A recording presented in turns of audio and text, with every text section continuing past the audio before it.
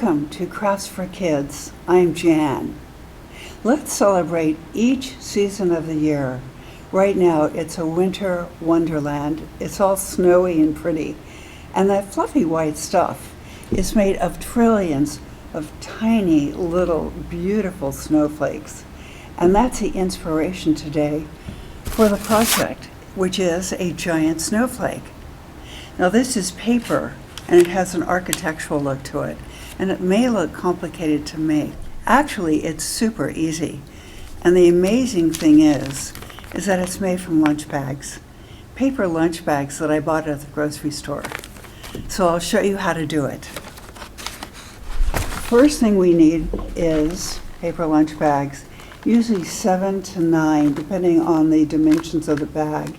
Usually 7. And if you need 1 or 2 more at the end, I'll show you how to do it. It's very easy. So we'll start with 7. We need some kind of glue. You can also use hot glue if you like. We need a pair of scissors. And if you want to hang your snowflake, you need a little bit of string or ribbon. And I like to add a few clothespins to clamp things when I cut them. So the first thing we need is to make the template. We take one bag and we notice where the flap is. We're not going to cut that area today because there's a lot of thicknesses of paper. That's the only reason. So we'll fold it in half, and we keep the fold away from, we're going to cut on the non-folded side. And the first thing I like to do is to cut a point. So I'm going to cut it like this. And because it's folded, you'll see it's symmetrical. And I want to add another detail to it. So I'm going to cut sort of a half circle right under that point on the side like that, and make sure I don't cut the flap. So I need 6 more of these to make the 8th snowflake. So I've already glued together 4 to save time, and I'm going to add 2 more and then tap it to get the bottom lined up. I love to put a clothespin here. I think it's so helpful. And I also put a clothespin on one side, just to hold everything in place. Not, you don't have to, but it's what I like to do. Then I'm going to cut around this template, tracing the cuts with the scissors. And you can do 2 or 3 at a time, depending on how sharp your scissors are. You can also do 1 at a time if you like. So I'm going to move the clothespin to that side, and then continue cutting.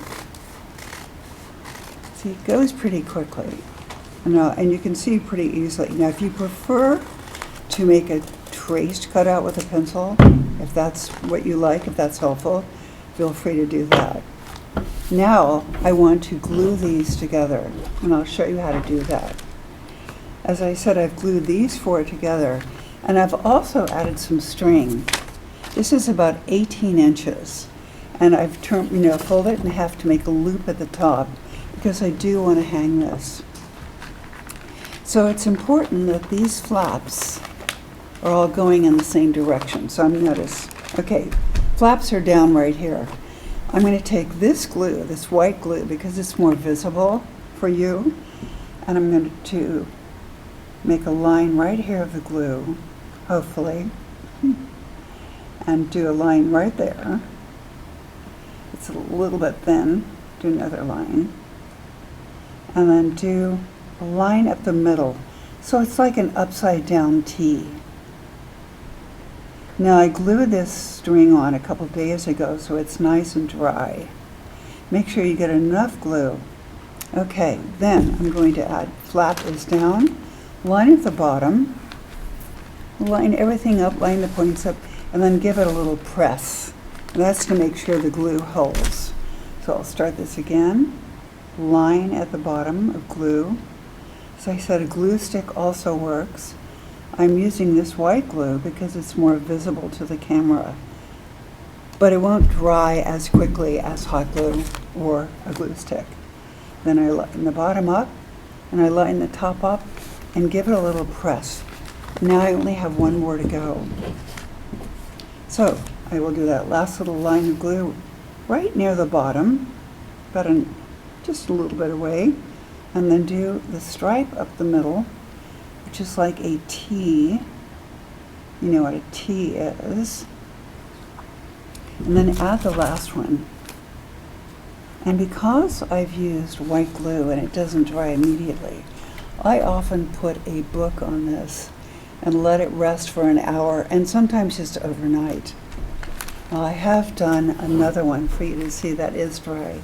This time I added the loop on the outside because I forgot to put it in the middle. That happens. Now I want to attach this. I'm going to give you a rough idea how this is going to open. You can get an idea. See how pretty that is? It is so much fun. And on this one, I cut a square notch out of like a triangle, and then a little one here too. But I made the point about the same as I did for the other one. So because I want to open this up, I'm going to need to attach it with glue. So I'm going to put, just like on the others, glue at the bottom here. A nice line at the bottom, pretty generous, and right on top of the string loop, because I want it all to stick together. And it doesn't have to be a perfect line. Now here's where the magic comes, I think. It's kind of, doesn't look like too much right now. But what you do is put your hand inside the first opening on one side, and then your hand in the other opening on the other side, and then you open it. And I'm going to turn this upside down so you can see how that makes a beautiful snowflake. Now because I love to use clothespins to hold things, I'm going to add a few at the top, just to keep, whoops, crazy things happen with clothespins. And then put my hands in again and press this last bit together. And I'll just hold it for a couple of minutes. But good enough to give you the idea. And that's it.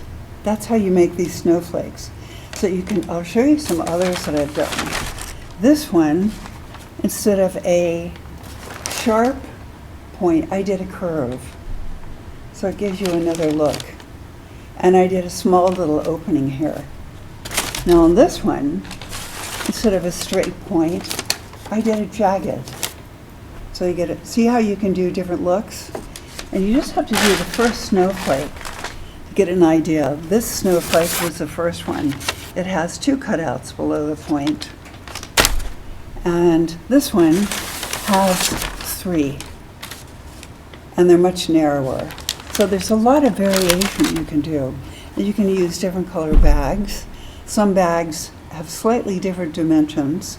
So if, when you put the snowflake together, it's not meeting, just cut out another snowflake and glue one more on, see if that works. If not, two should do it.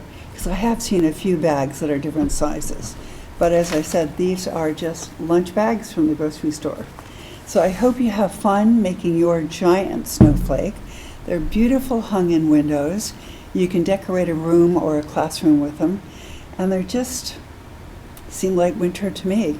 So thank you for watching. Bye-bye.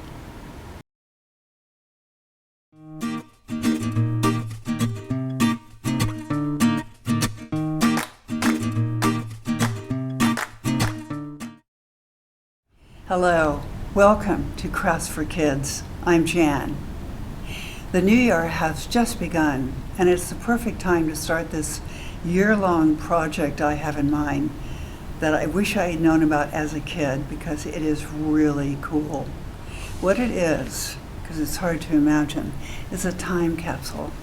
And a time capsule is a sturdy container, usually, that's filled with artifacts and then sealed to be opened at a much later date. So the idea here is for you or your whole family can participate.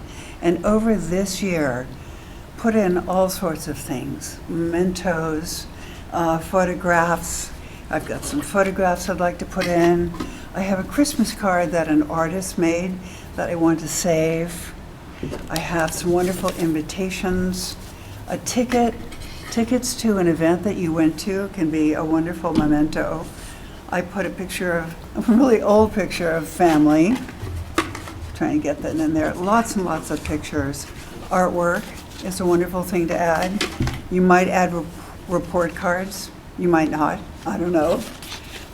Coins, some money. Even a penny would be fun to see. And the last thing I would add, for me anyway, is the front of a newspaper, the front page, just the front page itself. And the one that I'm choosing is the very last day of the year, because there's often a recap of the whole year on it. But if you choose a page that has a date that's important to you, that's the one to choose. Anyway, it's good to sort of roll this up and put this in here. And then at the end of the year, this gets sealed. And I don't open it for 10 years. Now, it's nice when you choose your container. It can be metal, it can be a box, it can be plastic, a plastic box. And I think a nice touch and something you'll really appreciate in 10 years is to decorate it any way you like. Now, this is metal, but there is non-toxic paint for metal, and that can be fun. You could paint a design on here, or paint your family members if that's what you choose. Or you can, draw a picture, color it. This has been attached with packing tape to help protect the surface. And the same thing is true for the top. I put packing tape on here.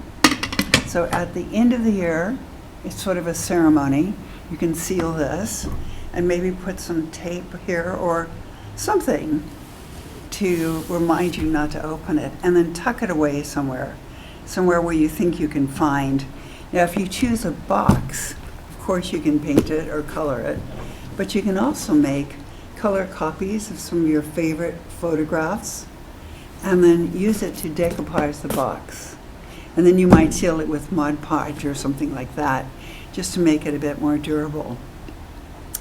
So that's the idea. You will have so much fun when you open this. It's going to be exciting, it's going to be thrilling, it's going to be fascinating. Oh, another thing you can add to it is a note about yourself. You can even use it just on a little index card if you don't want to do a lot. Your name, maybe your favorite things, maybe something you don't like. I don't like okra. I would put that on there maybe, because maybe in 10 years I'll love okra. But it's kind of fun to see what you liked or didn't like 10 years ago, and add that to the can as personal as you can make it. And you will really enjoy it when you open it up in the future. So I hope you have a good time collecting your keepsakes, your souvenirs, your photographs, artwork, and tucking it into a sturdy container. So thank you for watching. I hope you enjoy doing this. Bye-bye.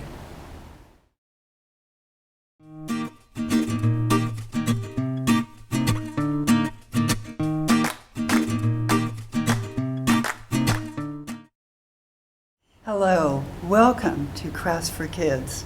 I'm Jann. We enjoy celebrating our holidays, like July 4th, but it's also great fun to celebrate international holidays, and it helps us learn more about another culture. The Chinese New Year is January 22nd, and it's the year of the rabbit. Now the Chinese, this is really a big occasion for the Chinese. They celebrate with parades with giant dragons they've made, and red lanterns, and booming firecrackers. And I think the color and the noise that they use are significant, and they symbolize saying goodbye to the old year and to bad luck, and welcoming the new year and good fortune and good luck. And as a fun fact, the Chinese invented firecrackers over 1,000 years ago, and we still use them. Now, red is the most important color in the Chinese culture because it symbolizes goodness and happiness. I think brides wear red. And gold and yellow are important too. So today's project is inspired by Chinese New Year. We have 2 bouncy lanterns to make. Each lantern just takes 1 sheet of paper, You also will need some kind of glue, hot glue, glue stick, liquid glue. You need some sort of gold. It can be paint, you can use a brush, you can use a cotton swab and make these circles, which to me represent the sun, or coins. It can be gold stickers. Stickers are easy to do. Or you can even cut your own pieces of paper, like gold and yellow paper, and just glue them on. So I'll show you how to get started. I just love the shape here and just the fact that they bounce. So 1 piece of paper per lantern. It's 9 by 12 inches, this one. It can be a little smaller, it can be a little larger. They all work. So the first thing to do is take about an inch wide strip off one edge. Now it can be the short side or the long side. I've done both, they both work. So if you don't know what to do, just pick one. Now I've marked it because I like to measure things. But you can just wing it and cut off a strip of paper. That's the width of whatever you want for your handle. So I've got that. Now the next thing we have to do is on these, you'll see there's a section, a border that's not cut, a border top and bottom, because this holds the spikes. So we have to just, figure out a border here. And I think about an inch, inch and a quarter is really good. So I do like to measure this. And I do it very lightly I mark it with a pencil, very lightly. And you can do both sides if you want. It's very quick to do. Just gives me an idea. And the next step is I fold it in half, and that's a good idea because it lets you know where the middle is, the middle of the lantern. And it also gives the lantern its shape, this pokey shape, which is so much fun. I can't resist doing that. Anyway, open it. And now this is a really good time to paint. If you want to do horizontal stripes, we do that before cutting. So this middle line gives you an idea of where to put the stripes, where you'd like to. It's sort of a guideline. But also, you can just do free-form painting. Just whatever you like. And I bet it's going to be gorgeous by the time you cut it. And as I probably mentioned, these cotton swabs make that nice round.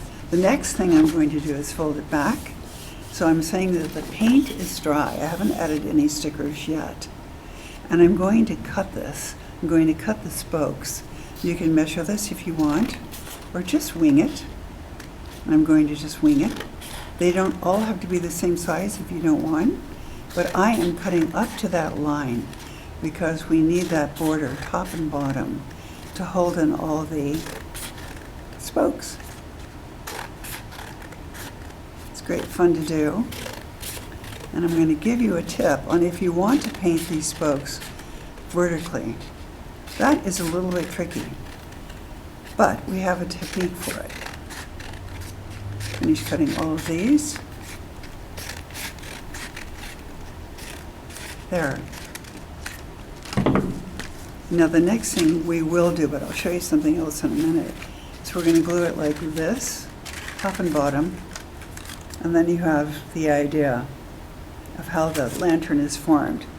Now this is the trick for painting stripes vertically. You slide a piece of scrap paper in between these spokes and then just paint the ones you want. You push it up and then paint this top section and then push it down. It's nice to be able to move it so it doesn't stick after you finish painting, and do the bottom. Let it dry and then pull this out. Now I'm going to do an experiment here. These are very wide spokes. So just for fun, I'm going to fold this in half again. And this might not look good, I don't know. I'm going to cut the red ones in half and just stop right at the top. This might look funny, but that's the thing about art and crafts, really. You experiment, you try things. Sometimes you like the way it looks, sometimes you don't. And if you don't, it's fine. So you've learned something. Now I'm going to pretend I'm going to hold this with clothespins. You know, I love to work with clothespins. And just get an idea of what this would look like when it's glued. I'm going to do it like this. Now, I think that's kind of fun. Yeah, I like it. So you have lots of variations on how you cut these spokes. I'm going to try and glue this together. It actually needs a bit of time. Glue stick is faster than hot glue is the fastest, but I don't use a lot of hot glue because, well, it burns if you make a mistake. And this is very portable. So let's see if I can get this going here. I just do the top, and then I stick a clothespin, and just do the bottom, and stick a clothespin. And there's no exact overlap. I just do the top and the bottom, and this just sort of works itself out. And I do push it a bit, sort of get it in shape. And now I made a handle and I painted part of it. And you can do that. You can do a thin stripe. You can reflect what you've painted here. You can add stickers. And at this point, I add stickers after the spokes are cut too. So you can add a sticker. In fact, I think I will. I think I'll put a little gold star on each side of this, just to sort of finish it. I might like it, I might not. But so far, I kind of like it. Okay, now the next thing I have to do is put glue on the bottom. You need at least ½ inch of glue. And then tuck it inside here. Pretend that this is glued. As you do, it's just easier if you do it that way. Stick that clothespin back. And let's do this side. That's about right. I think I'll line it up with. Yes, this is about right. Another clothespin. And let that dry. So you get the idea of a whole different, I'm going to see if this works. Give it a nice stretch. So imagine this without the clothespins. I think I'll put one on the other side so it's more balanced. And you can get the idea. There's 3 ideas for you for red lanterns to bring in the new year, to bring in good luck, good everything. And I hope you have fun making these. Bye-bye. Thank you for watching.